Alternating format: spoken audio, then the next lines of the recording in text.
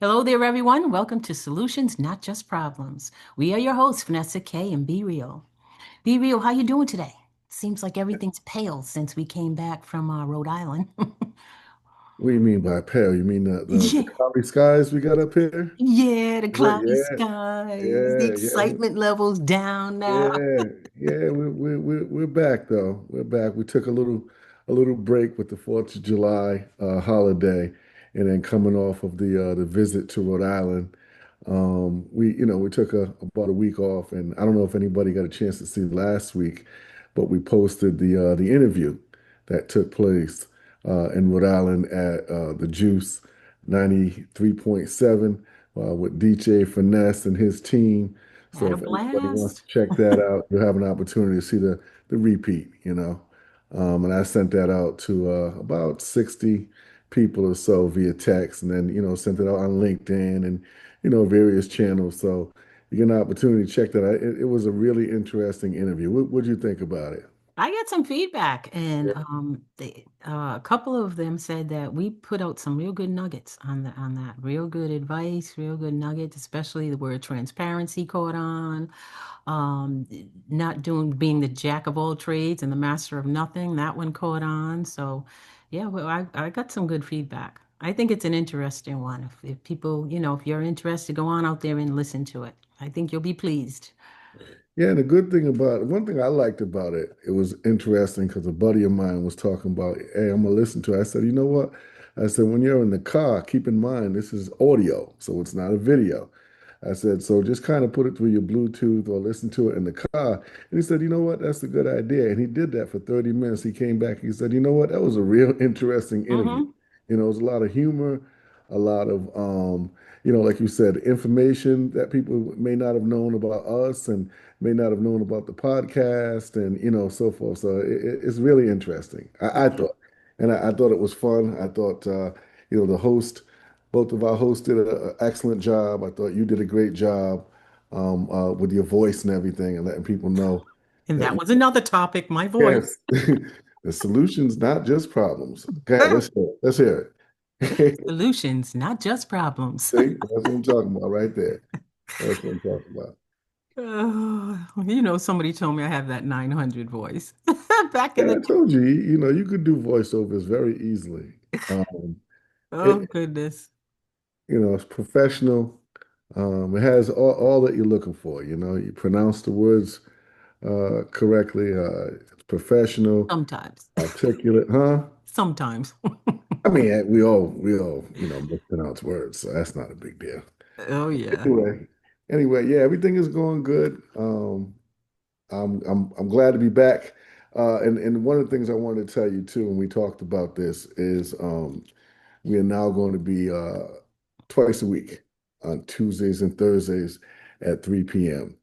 And what's going to happen is we're going to end up making sure that we're probably going to reduce the size of the content. So we're probably going to be about, rather than one full hour, we'll do two 30-minute segments. Because we have Okay. a tendency to talk a lot. So, Yeah, yeah, let's yeah, break that up a little bit. yeah, yeah. Break it up a little bit. I think it's a lot more easier to consume, that way, as opposed. And plus, you're not waiting till Thursday to get that information. There may be some part one and part twos going on, but we'll probably have a different topic, every Tuesday and Thursday, unless we go a little bit overboard and we feel like, we need to have a little bit more, a little bit longer content. Let's put it that way. Mm.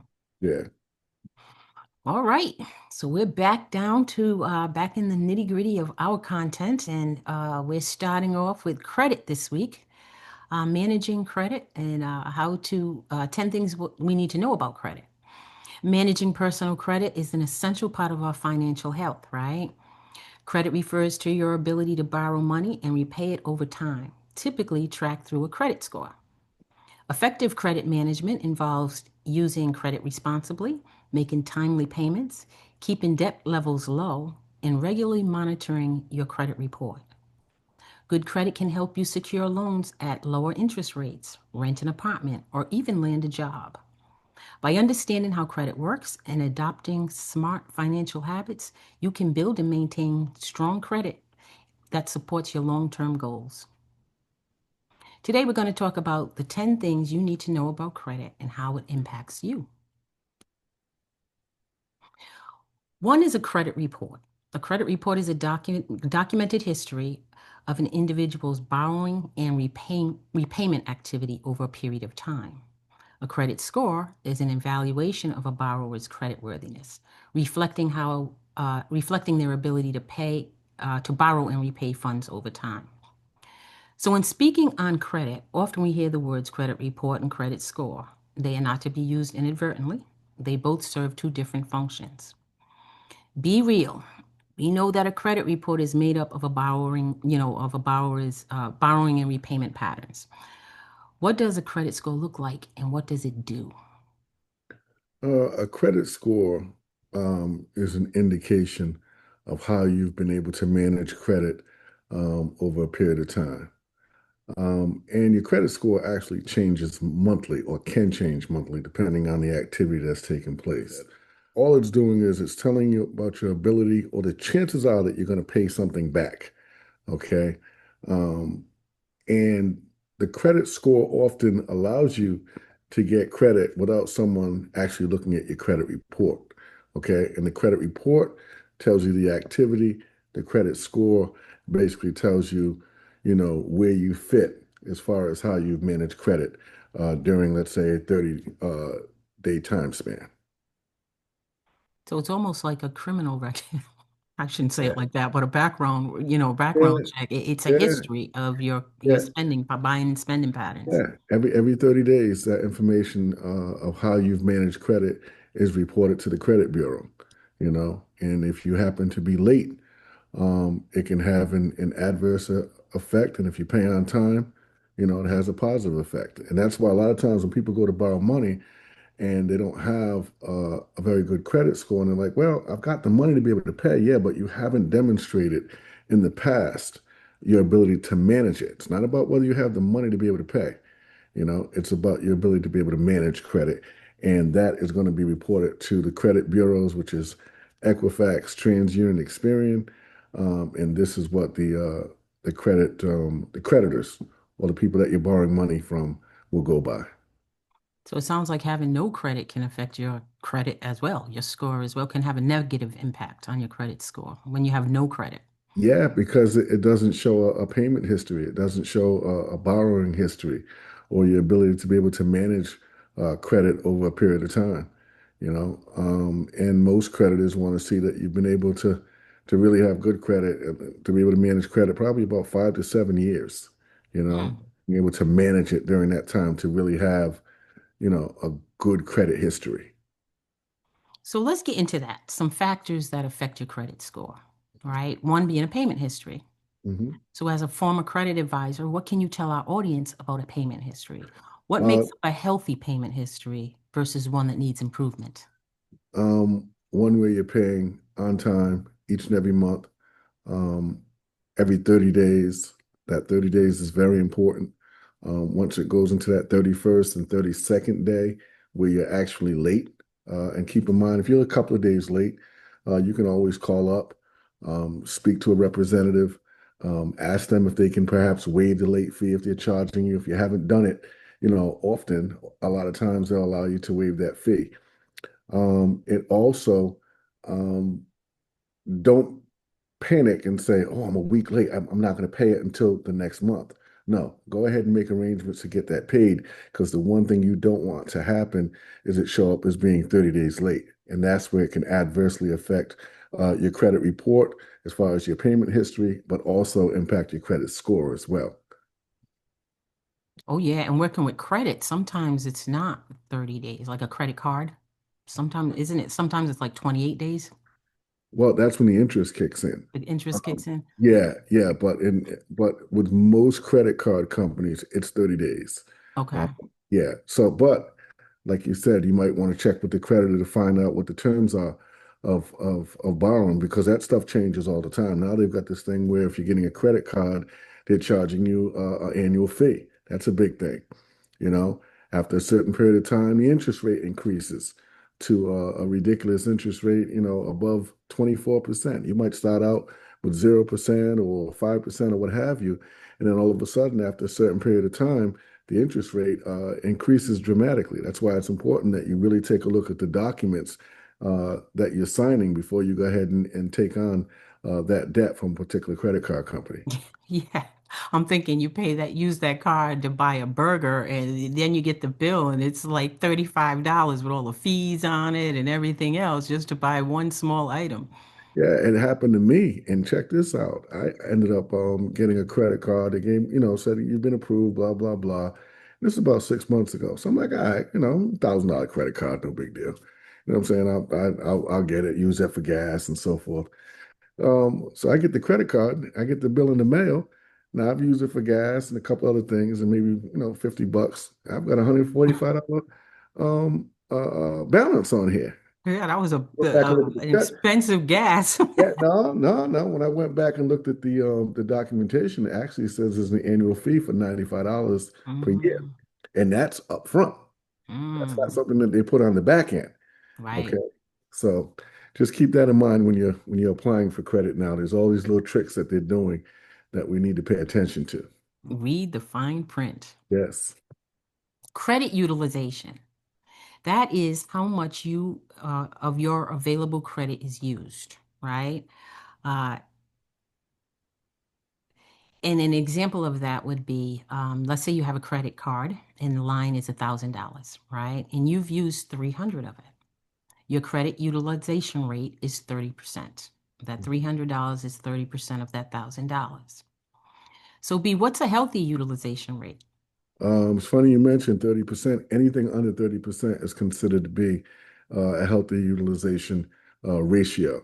Um, And once again, you have $1,000 credit limit. Whatever your balance is, divide the credit limit into the balance, and that will tell you exactly what your utilization ratio is. So let me give you another example. Let's say you had $1,000 credit limit, $500 balance. You divide 1,000 to 500, your ratio is now 50%. So if you want to know how much you'd have to pay, just go ahead and take a look at, what amount will get it under that 30%, and you should be in pretty good shape. Is it ever okay to spend above your utilization ratio? And if so, what's an Um, example of that? I mean, you may have a higher utilization ratio on one card, but a lower one on another. Okay. So you might have 15 on one and 45 on another, but overall, it should kind of even itself out if your overall utilization ratio is about 30%. Okay, so it's based on your overall utilization Yes, yes. If you maintain combined. a utilization ratio based on your total credit limit in comparison to what your total balances are, then you can probably, at least maintain a pretty good credit score, which is normally around 620 minimum is what you want to have as far as a credit score is concerned. Another factor that will affect your credit score is the length of credit history. Older accounts demonstrate stability and consistency. What can we speak to in terms of closing out credit accounts? I would never advise you to close out an account, especially if it has positive information on that account. In other words, let's say you had a credit card and you've got, you know, $20 on that account, okay, and you don't really use it. They don't charge you any fees or anything like that. So, that balance is going to remain there over a period of time. If you close out that account, that negative, I'm sorry, that positive information that's on that account now goes away, which will have an adverse or negative effect on your credit score. The time too is not calculated like we would think. Like, meaning if you have two cards, one has 11 years of history, the other one 12, right? And you cancel one, it's so your length of history we're thinking is 12 years, right? But if you cancel one, it's an average. So now it splits down to 6 years. Mm, So yeah, you want to be careful with closing out those accounts because I think a healthy credit history is 10 above, 10 plus years. I believe it's 7. 7? Okay. Yeah, seven to 10. Yeah. If you've been maintaining healthy credit for at least 7 years, is considered to be good credit. Yeah, so closing out an account can bring that history right on down. Yes. The credit mix is another factor that plays into your credit score. Hmm. It shows lenders that the borrower can handle different types of credit responsibility, right? So we want to make sure we have a diverse portfolio, a credit portfolio. What does a diverse credit portfolio look like? Having a house note, car note, few credit cards, maybe a store credit card, would be considered to be a healthy mix. And this is where things like car notes and house notes have much more of an impact than, let's say, the utilization portion of it, which those don't really impact at all. But when it comes to your mixture of credit, yeah, they want to see that you're able to maintain different types of credit. Like if you're going for a credit card, obviously the main thing they're looking at is your credit score. Okay. Mhm. They're not really looking so much at the mixture. So if you had a credit score of, let's say, 680 or above, and you went to a place like Apple, which I purchased a computer not too long ago, as long as your credit score was 620 or above, you were eligible, and you can go right on the phone, put in your information, social security number, blah, blah, blah, pops right up. So I'm That was sure an that, experience, like huh? 3 minutes, right? Yeah, That yeah. was an experience. Yeah. Yeah. And I'm sure they didn't look to see if they didn't have time to look to see if you had a car note and, whether all that. They just looked at the score. Your score was a 620. It even tells you when you go on there, if your score is a 620 or above, you'll be eligible. And depending on how high your score is, will determine your credit limit as well. And no interest if you buy Apple products on your Apple Yes. Card, right? Yes. The But little nugget for y'all today. you got to be careful though, because there's some smaller purchases like headphones and things of that nature. The speakers, that doesn't go again. That's not part of that no interest. It's only like the major purchases, purchasing a phone, purchasing a computer, iPad, those types of things. That's why you need to ask them first. Is this going to be interest free? Okay. Right. Yeah, and there is a certain period of time too. That's the other thing too. So there's a time period in which it's interest free that you have to pay with some of these no interest, low interest type credit cards. Okay. So let's talk about inquiries now. Those hard inquiries versus the soft inquiries. I see this all the time, the fear of the inquiries in real estate, right? The borrowers don't want the banks. They try to put that off as far as much as they can Hmm. because of the fear of, a hard inquiry is going to reduce my credit score, right? Let's start off with what's the difference between a hard inquiry and a soft inquiry?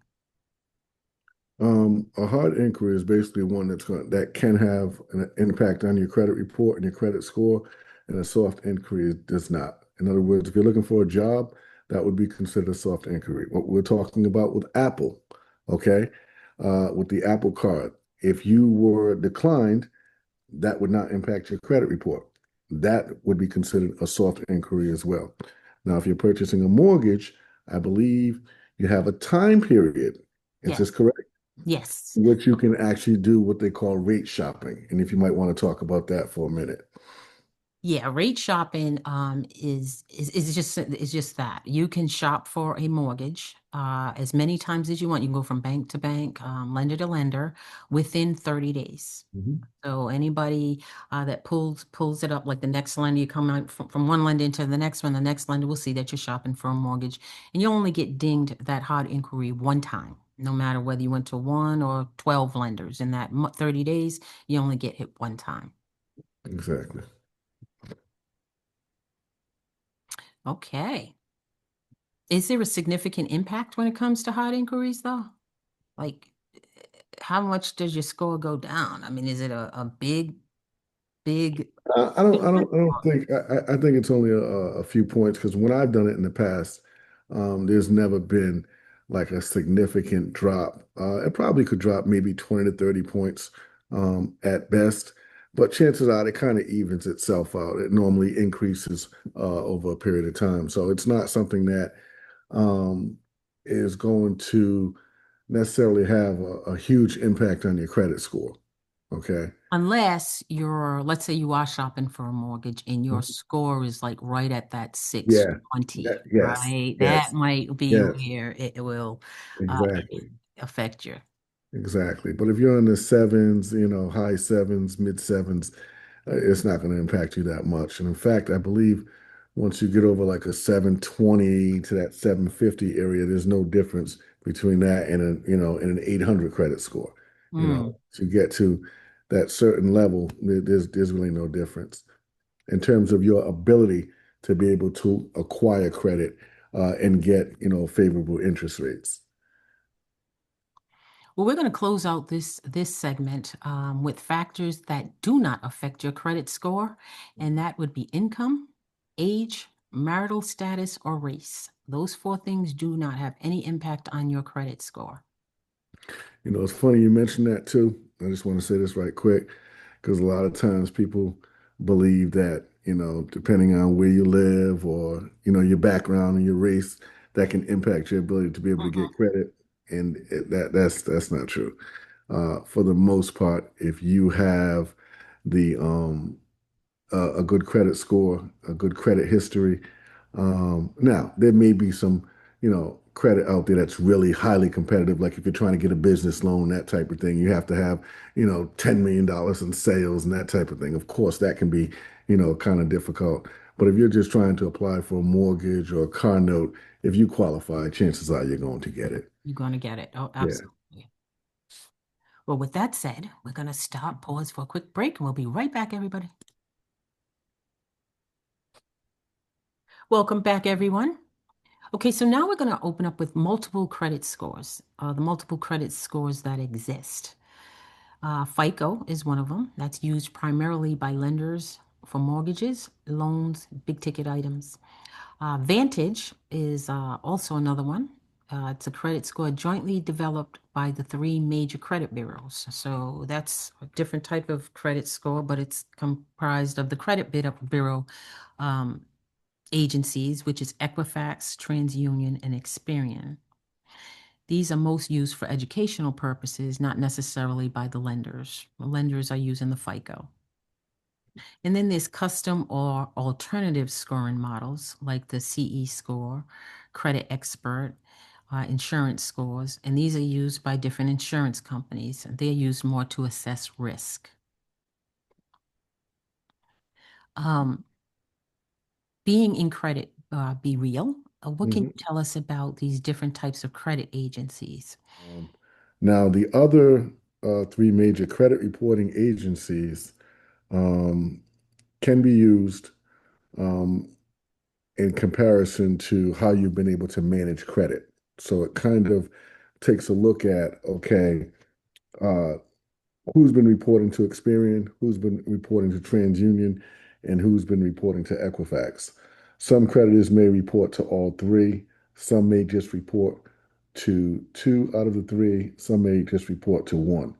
So for you to get a comprehensive look at what your entire credit picture looks like, you not only want to get the credit report, but you want to check and see what kind of activity is on each of those credit reports. And you can do that by going on to a website called annualcreditreport.com Mm, and getting a copy. I know I jumped ahead a little bit, but I think it's important that we know, how to get that credit report because it's not enough just to get the score. We want to take a look at that activity that's taking place too to see if there are anything on the credit report that needs to be updated, corrected. There's mistakes on there. And by going on to annualcreditreport.com, you are not only able to get all three credit reports, but you can also get a chance to go online hmm and dispute anything that may be on a credit report. And you can also order each one. So you can kind of get them like throughout the year. Okay. mm, So you can get, let's say every 4 months, you would order a new credit report. So let's say beginning of the year in January, you order Equifax. And then 4 months later, you order Experian. 4 months after that, you order TransUnion. So this will allow you to look at your whole credit picture throughout the year. But you can also order all three at one time too. Okay, so just understand that you have the ability to be able to order three at one time, or get to the point you kind of space them out and be able to monitor each one throughout the year. So for those who are thinking, well, that seems like a lot of work. I mean, do I really have to go through all of that? Why Yeah. does credit matter? It matters because of all the things that you're able to do as a result of it, in terms of getting a job, purchasing a home. Um, Sometimes insurance can come into play, whether you can get, decent enough car insurance. You also, uh, if you're trying to purchase a vehicle, if you're trying Mhm. to get a credit card, or purchase a television at Best Buy or what have you, all these things come into consideration, and a lot of people are judging you based on how you're able to manage your finances. It's unfortunate, but we live in a capitalist society, and how you manage your money, matters to people that you're trying to borrow money from. Okay. Especially between the ages of 30 and 60, right? I mean, you have to live somewhere. So there's either going to be a mortgage or a rental payment due. Yeah. That's the other thing that, More and more yes, landlords are running the credit checks. The yes. private landlords that kind of let that go are becoming fewer and further between. Yes, and what you just mentioned is very important, because in Atlanta, I don't know, it may be different from state to state, but in Georgia, what if you're going to get an apartment, they're going to look at your rental history, okay? And if you've been delinquent, or you've gotten behind, or you have somewhere where you didn't pay your rent, and you were, unfortunately kicked out, there's a good chance that it's going to end up on your credit report, and it may make it more difficult for you to be able to get an apartment, especially, in some of the premier areas. Mm, I'm pretty sure you'll probably be able to get something, but I know people that cannot get an apartment in Atlanta unless there's a cosigner. yeah. Because what happens is when the banks announce that, oh, remember when we were in that 2.9 interest rate? Hmm. But I'll use that one as an example, right? 2.9 interest rate. Well, that's for the person who has the stellar credit. Now you still may be able to get a mortgage or approved for a rent, but you'll pay higher, so you pay more when your credit score isn't as good as well. I'm going to tell you what I would do rather than trying to go it on my own.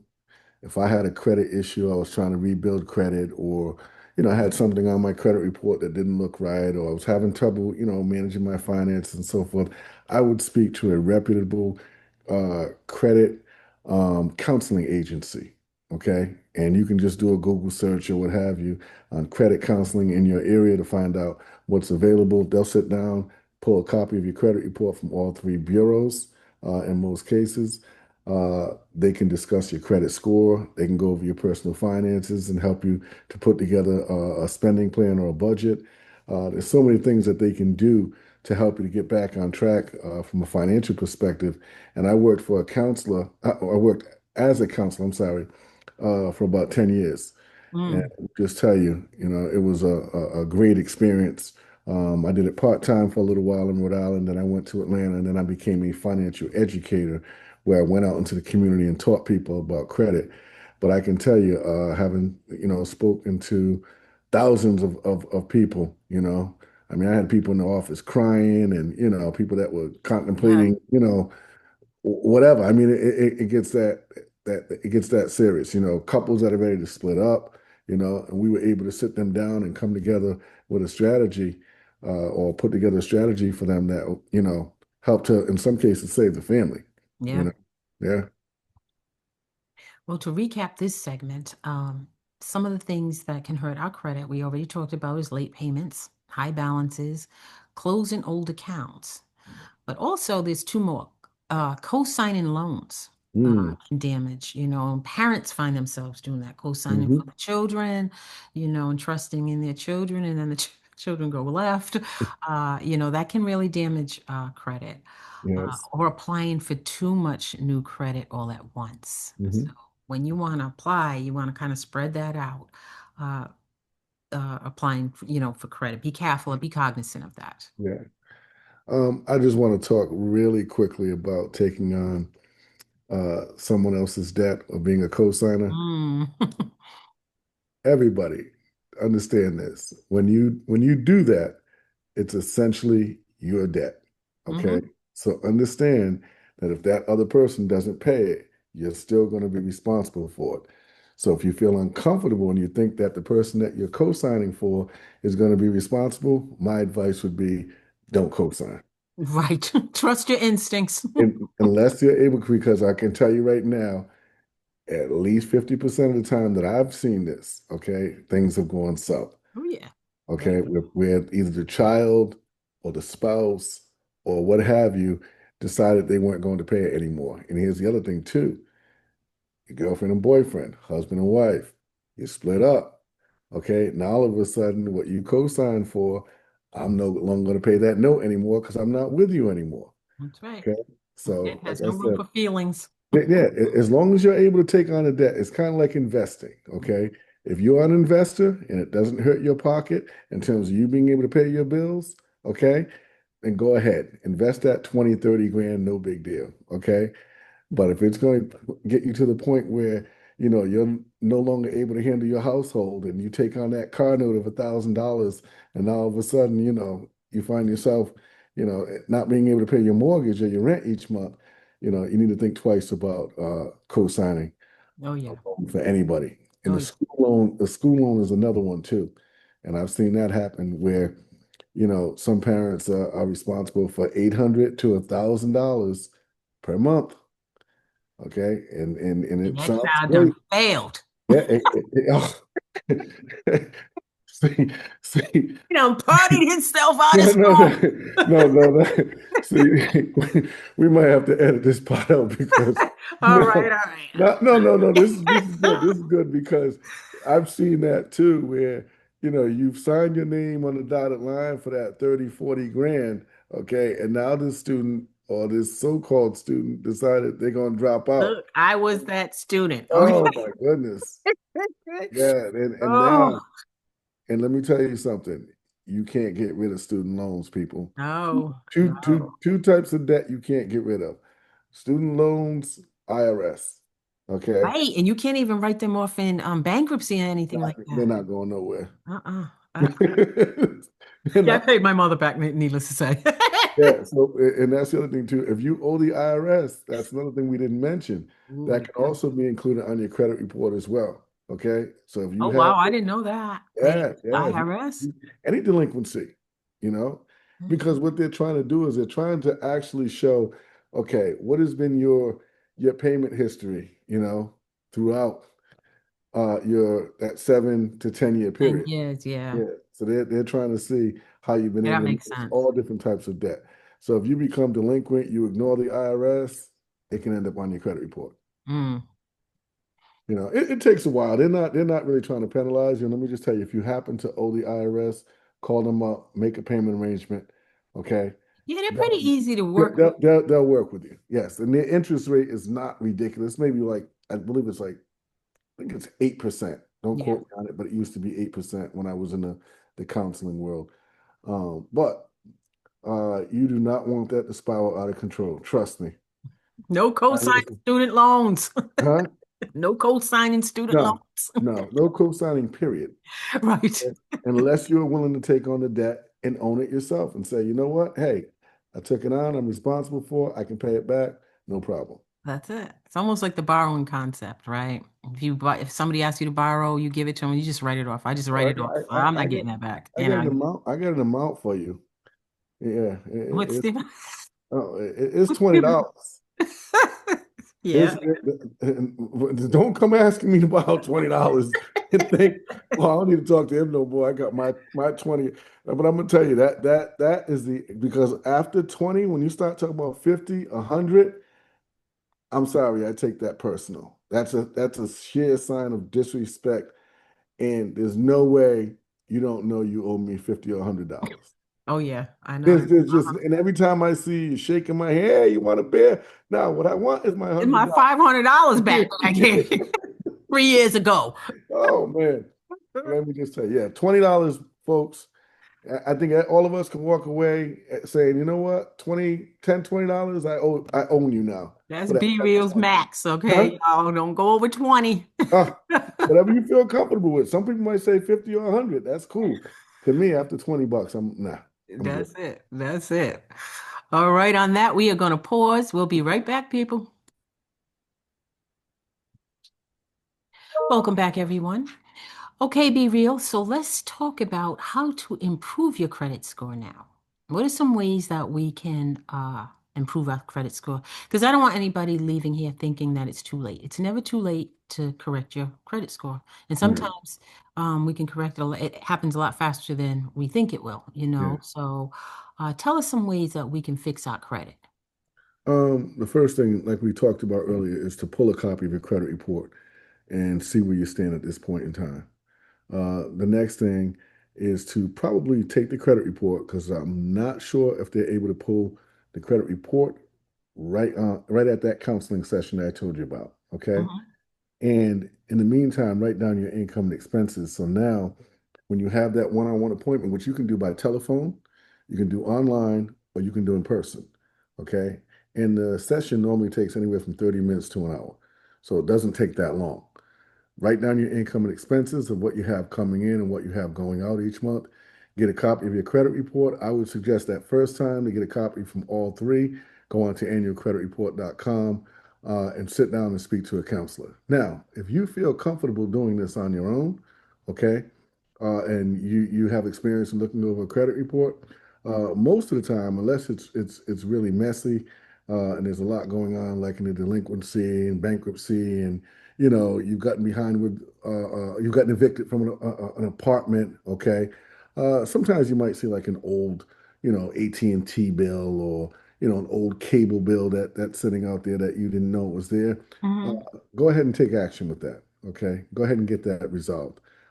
Because the sooner you get that taken care of, the sooner you'll be back on track to improving your credit score and improving your credit standing as well. And then following some of the steps that we talked about earlier, like pay, making an effort to pay on time now, keeping your the ideal utilization ratio, making Yes. sure you're on top of, like you just said, the errors and any errors on the report. And let- Avoid opening too many accounts. yes. Yes. And let me just say two things when you're managing credit is one to pay on time. And like you said, the number two thing is that utilization ratio to make sure that you're keeping those balances below 30%. And we talked a little bit earlier about how you can go about doing that and how you can determine what your what that ratio is. Remember, we take the credit limit, divide it into the balance, and let's try to keep that below 30%. If you do those two things, you'll pretty much see you have a credit score probably 700 or above. Okay, for the most part. It kind of takes care of itself. Go ahead, I'm sorry. No, no, no. I was just thinking back. You said something and it just triggered in my mind. You said that you could do this yourself, right? So when Yeah. you pull those credit reports, is that an inquiry?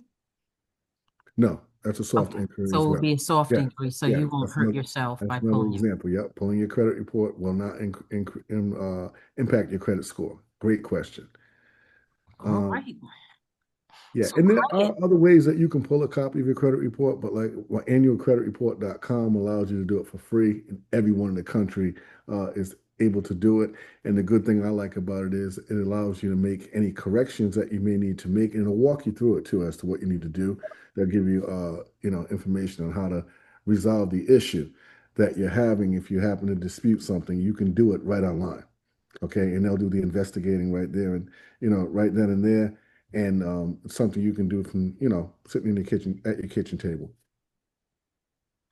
So bad credit is not permanent. That's the good news. We can always clean it up, fix it up, uh, and sometimes it doesn't take a long period of time to do it. So I don't want everybody to think that, once you get bad credit, it's permanently, you're permanently branded. It's not like that. You can always Mhm. improve your credit, rebuild your credit, and just adapt good habits, spending habits, and you'll improve. And let me tell you, I've seen it happen in as little as a year or two from, Hmm. from having credit maybe in the low fives to automatically getting 100 points higher and getting it above that 620, which is the minimum credit score that you want to have before you even start applying for credit, in my opinion. Once you get below 620, it can be difficult for you to obtain uh, purchasing a home, getting a car, what have you. But uh, yeah, the sooner you can get back to paying those debts, delinquent accounts, um, the quicker you're going to be on the track of getting your credit back on track again. Oh, yeah. And that's always a good feeling, right? Yeah, it's a good feeling to have, have your credit in good standing, knowing that if you go and you apply for something and it happens to be impacted by your credit score or your past credit history, knowing that you have that taken care of, it's a good feeling. You're not standing at that counter saying, I hope it goes through. I hope Yeah, it goes through. you're renting a car and you're hoping it goes through. You're trying to get an apartment, you hope Sweating it and goes through. everything. You're trying to get a job, you're hoping it goes through. That's a very uncomfortable way to live, It to is. hope It is. something always goes through. Yeah. So Well, with that, we are going to close. I thank you, Be Real, for all your insight on credit and how to improve it and how to maintain it. Subscribers, thank you for sticking with us and staying tuned in. We truly appreciate all your support. And to all our amazing listeners, if you've enjoyed the show and want to see us grow, help us reach that milestone by subscribing, sharing, and spreading the word. We need 5,000 subscribers by December 2025. Got thoughts or feedback? Drop us a comment. We'd love to hear from you. This is Vanessa K and Be Real signing off. Until next time, keep growing, stay motivated, and thanks for tuning in.